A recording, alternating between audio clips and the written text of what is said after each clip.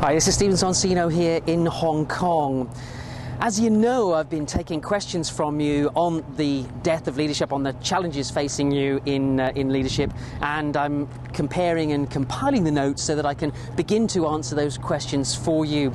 Let me just take you through some of the material and give you a sense of where the Death of Leadership report is likely to go, give you some insight into what I've been finding out from you and from people like you. And the first thing that strikes me from all the questions I've received, and I've received over 470 questions from over 36 different countries. The first thing that I want to share with you is that you have high ambitions. You want to lead well. You have a degree of modesty and humility about your leadership. You're asking questions like, am I a good leader? How do I keep the faith and make sure that I'm leading well? But there are two things that are making a real critical difference and a real challenge for you here. And the first is that you're absolutely overwhelmed with things to do. There are huge numbers of things to do, a huge task list that you have, more than at any other time in your business career. I did a survey about a year ago, and I did a survey again right now in April and May of this year, and it seems to be getting worse. More than at any other time in your history, you have a tremendous number of tasks to do. Now, if that number of tasks to do actually stops you thinking clearly about which are the most important, if your ability to prioritize those tasks and focus on the ones that make a real difference has been hampered by the sheer volume, then the fact that you're really overwhelmed by things to do is going to be a real problem for you. So I think the first thing that I want to share with you is I will be relaying to you some thoughts on how you can manage that sheer amount of, the sheer number of tasks that you have. I want you to be able to reduce how overwhelmed you're feeling. And it's not by adding on hours to the day. I think we've got to get a lot smarter about how you manage the tasks and the projects that you've been given. And I will share those with you in a coming video very, very soon. The second thing that I think is causing some difficulties here is the amount of, or how frustrated you feel firstly by the number of tasks that you have, but secondly by the amount of resistance that you're experiencing. Huge amount of resistance, some of you from the senior executives above you, some of you from the peers and the people in your team who have seen it all before. Perhaps you're relatively new in the role and they're very cynical about what you can do or what you can achieve. Of course, a lot of it, as you report, isn't rational. People aren't rationally resisting what you're trying to do. But of course, people think very differently from you. And depending on where they are in their leadership career or the challenges facing them personally, then they're going to resist you to different levels. Of course, the most senior people in the business are the ones that are causing you the greatest difficulty. So how do you influence upwards is another question or set of questions you're asking.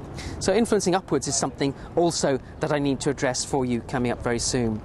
So if that's the what's up, that's the que paso, a huge amount of overwhelm and a huge amount of frustration with the resistance, what next? So what? What are the implications for you? Well, looking at it logically, you have to reduce the resistance that you're experiencing and also build support for what you want to do. Now, I say it in that order, reduce the resistance and then build support. Many of you seem to be saying, how do I build support? How do I get things done? I think first of all, and perhaps the missing step, is to reduce the resistance. How do you reduce the resistance in the organization, in your team, to what it is you're trying to do? And I'm not sure that's something we've actually addressed very successfully yet, reducing resistance in companies. And there are three particular areas that you're looking to reduce resistance. You want to reduce the resistance from your team and the people that you're managing and leading, reduce resistance from your peers to achieving collaboration, real powerful collaboration between you, and also reduce the resistance of your boss, the senior executives and stakeholders. I think also there's a missing piece here. How do you reduce the resistance in yourself, perhaps to trying new things? So I think there are four areas of resistance that I really think we need to address.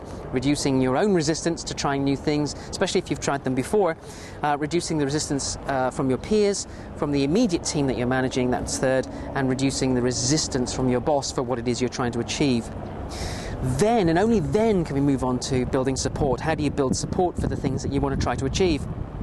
And I'm going to sort of group the questions that you've asked into those same 4 headings. How do you build support for the things that you want to achieve with your team? How do you build support around your peer group? How do you build support with the boss, with the senior executive cohort? And also, how do you build support by yourself, for the things that you want to achieve?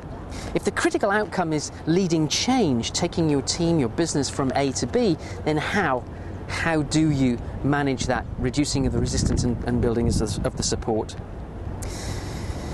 In terms of what's the outcome? I think success.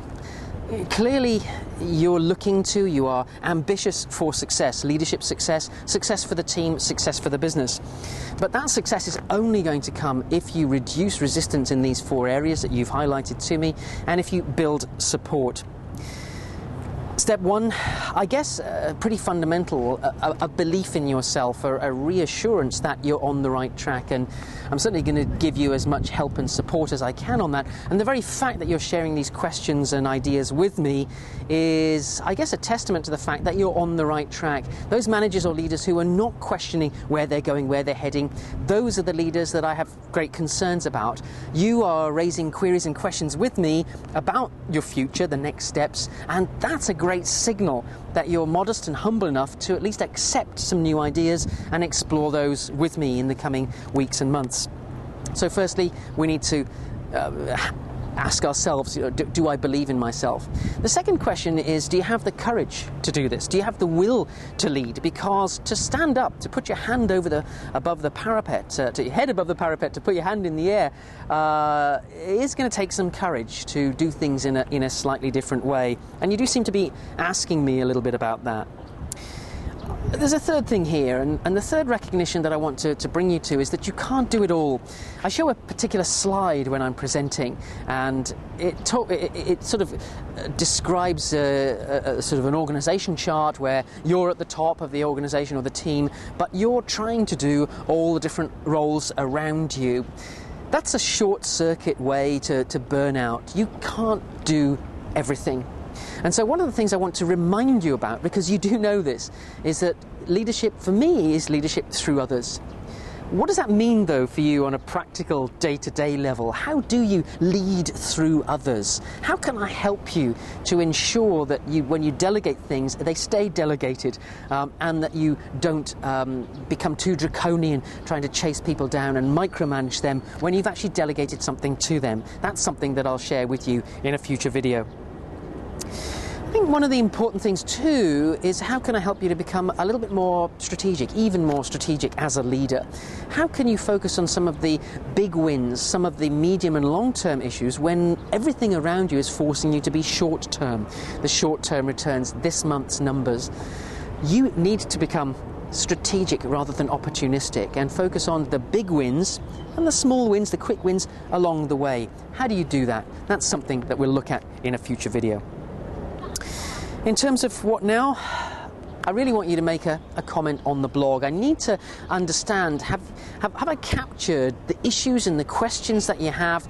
Am I beginning to package them into a structure, a format that you think will help you in terms of overcoming resistance, in terms of building support? And these are the things that you really, really want help with. I can give you too much detail about how to do each of these things. I need to know that I'm on the right track. So I hope you'll comment on the blog. Am I on the right track? Is this material and ideas that you'd like to hear about?